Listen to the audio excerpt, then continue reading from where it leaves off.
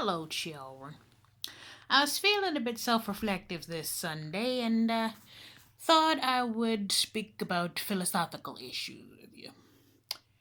And I know a lot of people out there want to be saved, want to turn their lives around and give up their whole being to God. And a lot of you are wondering what to avoid. It's not so much the what, it's more who. Because you know what to avoid. We all do. We don't do it very well, we don't do it very often. We know what to avoid, so we try. Not that hard in some cases, but we try. I mean who. Because when they say avoid temptation, you gotta avoid that person who's tempting you. The quickest and easiest way to tell who is not to avoid the person who fears the word of God. Because they can always be turned around.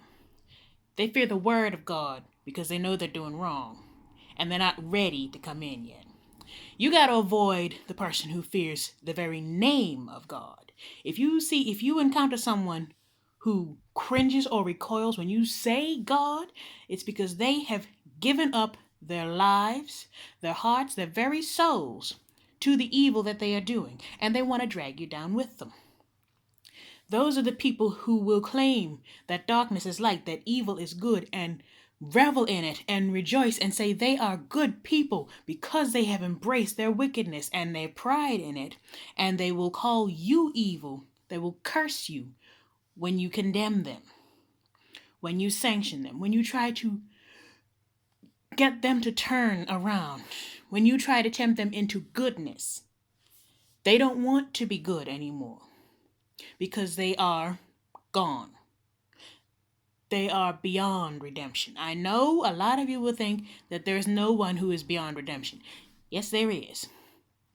When they believe within their hearts that what they're doing is good and righteous, they are beyond redemption. They have given up on God. And that's who you avoid. You avoid those people who cannot hear the word of God without screaming at you, without cursing at you, because you said it. And as far as the whole religion goes, I believe that God is the who, science is the how, and psychology is the why, and I'll explain that one. With any being on earth, complete sensory deprivation will drive us insane.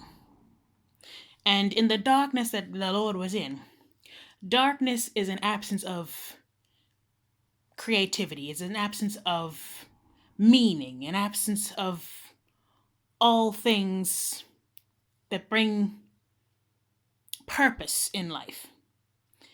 And so, God created light.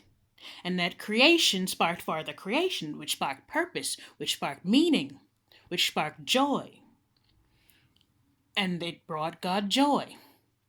And therefore, he kept creating. And he did so with the Big Bang, which has been proven to be a thing. So, all those who deny the Big Bang, yeah, it's already been verified. But for those who say, oh, you believe in that whole 7 days thing? Yes, but 7 days to an eternal being is not 7 days to a human. So our idea of 7 days is 24 hours a day, 7 days. God's idea of 7 days is an instant is a blink of an eye. An instant to him could be millions of years to us, so who knows?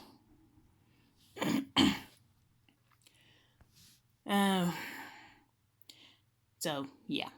Those are my thoughts on the creation, the reasons behind it, and how to bring yourself in line with what is good. Avoid those people who will drag you down, essentially. And books. My favorite book of the Bible is Psalms, because it embraces the human connection to God, your individual connection. Because that's what that book is all about. It's the individual's connection to God. And exploring it, embracing it, and know that you are his child. You are important to God. You hold a place in God's heart. That's Psalms to me. And yes, I will admit this is a bit of a ramble, but as I was saying, I was a bit introspective today. So, make of that what you will. Reflect on it if you wish to. And comment. Am I full of crap? I don't know. Do you agree, disagree? However, comment section below. Keep it respectful, because I'm probably gonna boot you if you're not.